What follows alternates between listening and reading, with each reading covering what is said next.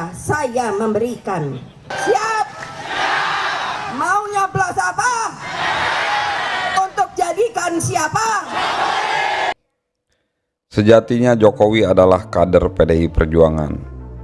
Dari awal terjun ke dalam dunia politik praktis, dimulai dengan ikut dalam kontestasi Pilwalkot Solo berpasangan dengan FX Hadi Rudiatmo pada tahun 2005 yang diusung oleh PDIP dan didukung oleh PAN. Dari Solo namanya melambung tinggi dan Solo semakin kokoh menjadi kandang banteng disebabkan oleh efek Jokowi. Perlu dicatat, pada pemilu 1999 PDIP mendapatkan suara 56% di Surakarta atau Solo. Sedangkan 5 tahun setelahnya suara PDIP terjun drastis. Tapi setelah Jokowi menjabat wali kota Solo, perolehan suara PDIP di Surakarta kembali melejit. Bahkan hingga saat ini partai berlambang banteng tersebut menguasai 65% kursi DPRD, jauh melebihi perolehan suara dari pemilu-pemilu sebelumnya. Itu semua tentu terjadi karena salah satu faktornya adalah keberhasilan Jokowi dalam menjalankan berbagai kebijakan sewaktu menjabat menjadi wali kota Solo. Selamat datang di Partai Ringan. Kali ini kita akan beropini tentang Jokowi Mega. Siapa hianati siapa? Selamat menyaksikan. Lumrah dalam politik, tak ada kawan dan lawan abadi. Yang ada hanyalah semata-mata kepentingan saja. Tapi ini agak sedikit berbeda dengan Jokowi Mega. Megawati adalah ketua umum tak tergantikan di PDI Perjuangan, dan Jokowi adalah kader yang diorbitkan, bahkan mungkin dibesarkan oleh partai. Memang benar, politik sangat dinamis, tapi pantaskah Jokowi dan Mega pisah jalan? Atau tidak rugikah PDIP ditinggal Jokowi yang sudah besar namanya? Mari kita ulas bersama. Tak ada yang menyangka pria kurus krempeng yang berprofesi sebagai tukang kayu bisa menjadi RI 1. Tidak lahir dari keluarga kaya raya, atau dari keluarga elit politik, atau dari keluarga kalangan elit militer. Dia hanya seorang anak desa yang sudah kenyang pindah rumah karena penggusuran, terusir oleh program pemerintah yang biasa disebut sebagai normalisasi sungai. Perjalanan panjang Jokowi hingga menjadi RI 1 terlepas dari peran Megawati dan PDIP. Bagaimana tidak, tiket awal ikut dalam kontestasi sebagai peserta pesta demokrasi berasal dari Partai Moncong Putih ini. Memang rakyat yang memilih dan rakyat juga yang menentukan siapa yang berhak menjadi pemimpin mereka. Tapi tanpa kendaraan yang bernama partai politik, tidak mungkin itu semua bisa terjadi. Partai dengan sistem kaderisasi terbaik ini mampu mencetak dan melahirkan pemimpin-pemimpin baru nan muda. Soliditas dan ideologi partai tertanam cukup dalam di setiap kader PDI Perjuangan. Sekolah partai yang diadakan rutin, berkala, dan berjenjang menjadikan partai ini kuat secara kader, mapan secara ideologi, dan besar secara soliditas. Loyalitas kader terhadap partai dan ketua umum sudah tidak diragukan lagi.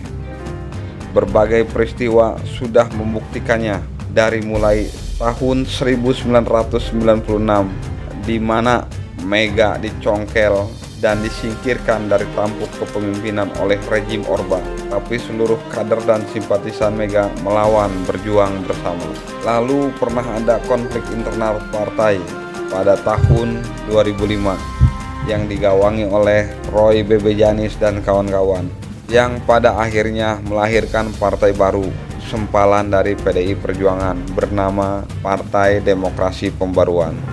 Terdaftar sebagai peserta pemilu tahun 2009, namun hasilnya sangat mengecewakan. Partai baru ini tidak lolos dalam parliamentary threshold, yang artinya gagal masuk parlemen. Berarti pula PDP atau Partai Demokrasi Pembaruan tidak disukai oleh pemilih dari basis PDIP.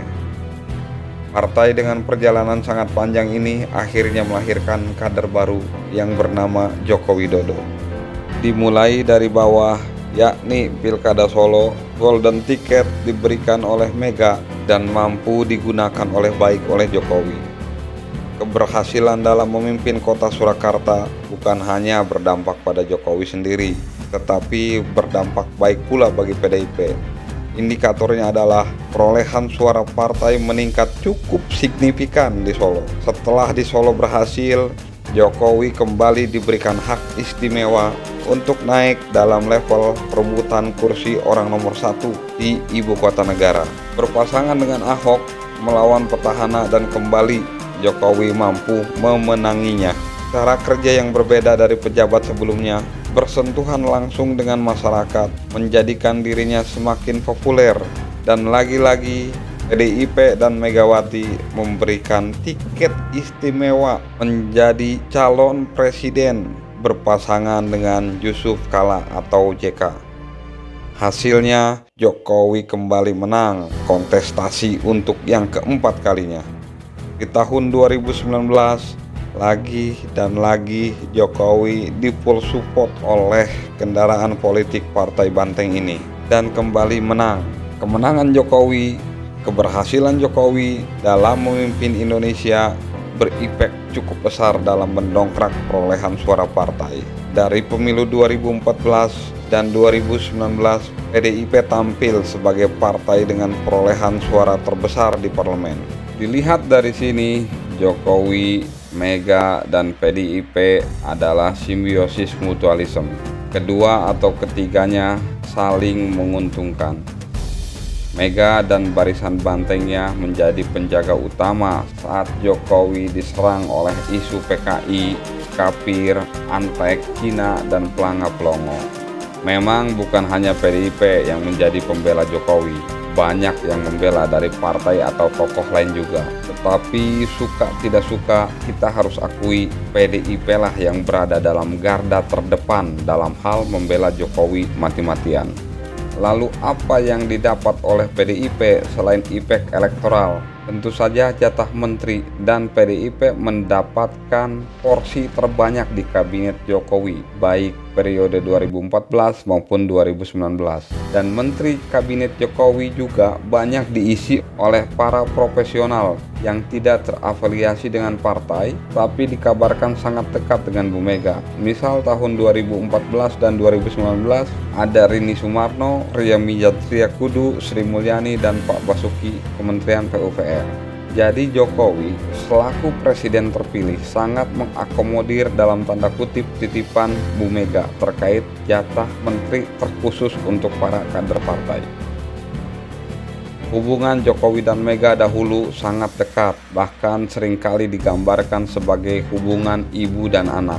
Tetapi hubungan itu perlahan menjauh seiring dengan banyaknya partai dan tokoh yang dulu oposan bergabung dalam pemerintahan Jokowi. Presiden dengan label petugas partai itu mulai berani bermanuver sendiri tanpa kompromi, sedangkan Mega dan PDIP hanya mengikuti. Seperti Pilkada Solo, di mana sebenarnya PDIP sudah punya calon wali kota Solo, yakni Ahmad Purnomo. Tapi di detik akhir, ternyata putra sulung Jokowi juga menginginkan hal yang sama. Hingga akhirnya Gibranlah yang diberikan surat rekomendasi oleh DPP PDIP. Sama halnya dengan Bobi, sang mantu dari Presiden Jokowi, mendapatkan tiket untuk yang ke-7 kalinya diberikan oleh PDIP terhadap Jokowi dan keluarganya. Prahara datang tepat 2 tahun setelah Gibran dan Bobi sama-sama terpilih menjadi wali kota Solo dan Medan. Ternyata hasrat dan syahwat politik Gibran tidak hanya ingin menjadi wali kota, tetapi ingin naik kelas langsung menjadi elit di tataran nasional, yaitu ingin menjadi cawapres. Rintangan tentu bukan kendaraan partai politik, karena sang bapak, sang ayahanda yang adalah presiden sudah bisa berjalan tanpa Mega dan PDIP. Banyak partai yang manut dan patuh pada sang presiden. Profil rating yang tinggi menjadikan pertimbangan tersendiri buat para ketua umum partai untuk ikut dalam barisan politik Jokowi. Hambatan untuk sang putra mahkota adalah konstitusi yang tidak memperbolehkan karena batas usia 40 tahun. Tapi akhirnya MK yang diketuai oleh Anwar Usman yang tak lain adalah paman Gibran mengabulkan permohonan agar batas usia 40 tahun direvisi.